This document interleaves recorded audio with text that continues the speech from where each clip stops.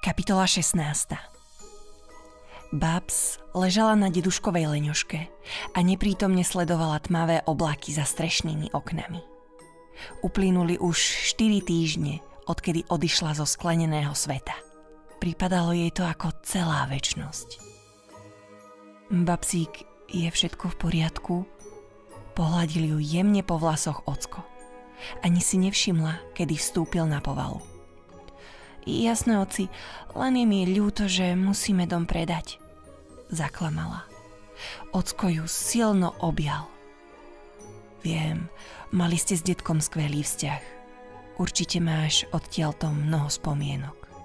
Babs sa tisli slzy do očí. Bola vďačná za to, že je tu teraz ocko s ňou. Túžila mu všetko vyrozprávať a priznať sa, čo ju trápi. No, zrejme by si pomyslel, že sa načisto zbláznila.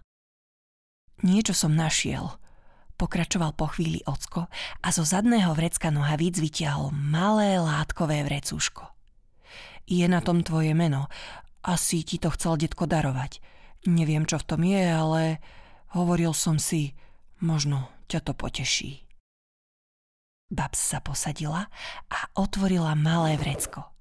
Vytiahla z neho 3 predmety. Prvý bol prsteň s prekrásne sa ligotajúcim zeleným kameňom. Druhá bola fotografia, na ktorej bol deduško ešte zamlada a pri ňom stál akýsi vysoký, pohľadný muž, ktorý držal za ruku dievča s hustými čiernymi vlasmi. Posledným predmetom bol akýsi malý sklenáčik. Boli v ňom čierne zrniečka. Niečo, čo vyzeralo ako zázračný prášok. Babs nadšene vyskočila. Oci, ty si úžasný, detko ho už našiel, preto tam nebol. Celý čas bol tu, rovno pod nosom. Musím sa za nimi vrátiť a... Zastavil ju ockov prekvapený výraz.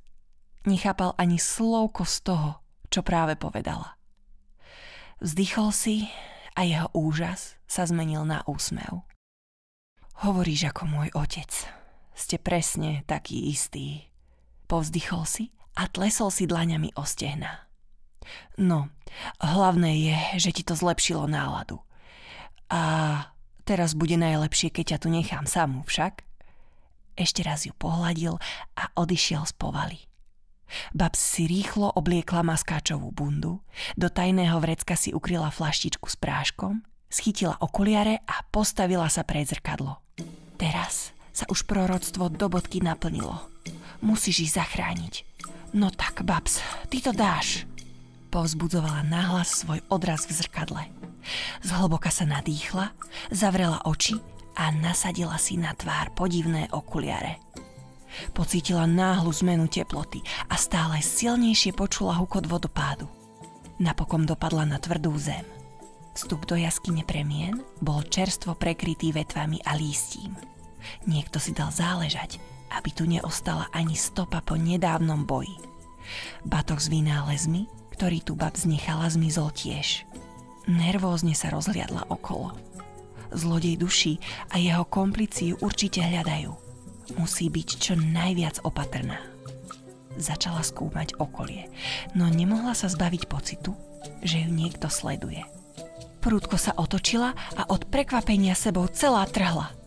Cez hlavu jej niekto navliekol tmavé, smradľavé vrece. Čo si zač? Ozval sa chrapľavý dievčenský hlas. Ja... koktala od strachu Babs. Nebola v sklenenom svete ani minútu a už sa ju Mortanom podarilo dolapiť. No tak, hovor, ako to, že si sa tu len tak zjavila?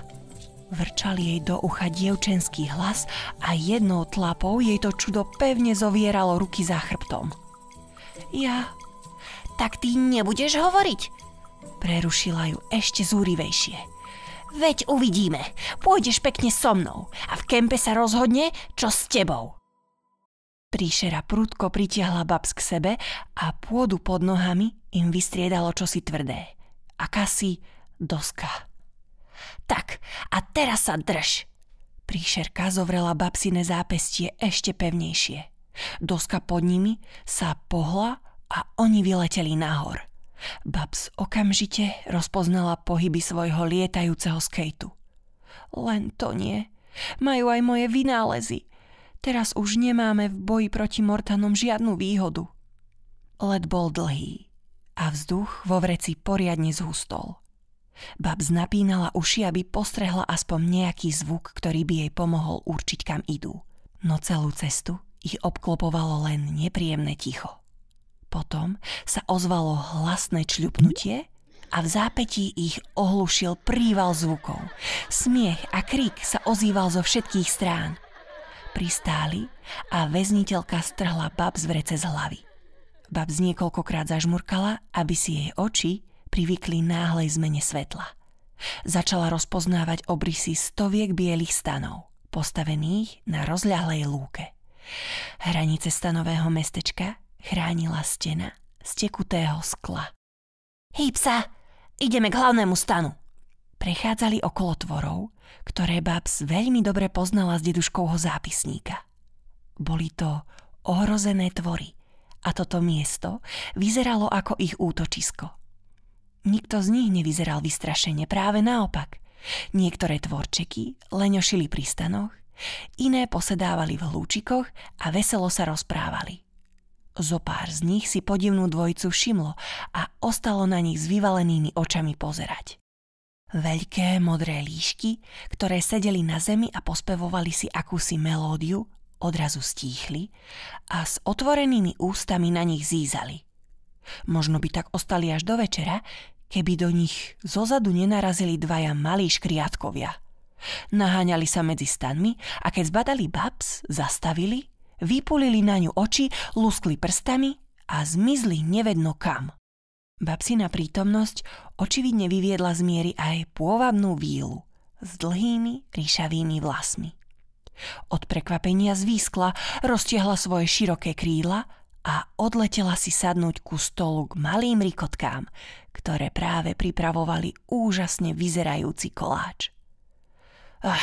Musia sa predvádzať? Zavrčala jej za chrbtom väzniteľka. Zastali pred nádherným stanom z červeného hodvábu. Až tu príšera povolila Babsine ruky zo zovretia. No čo stojíš? Choď dovnútra, tam už o tebe rozhodnú.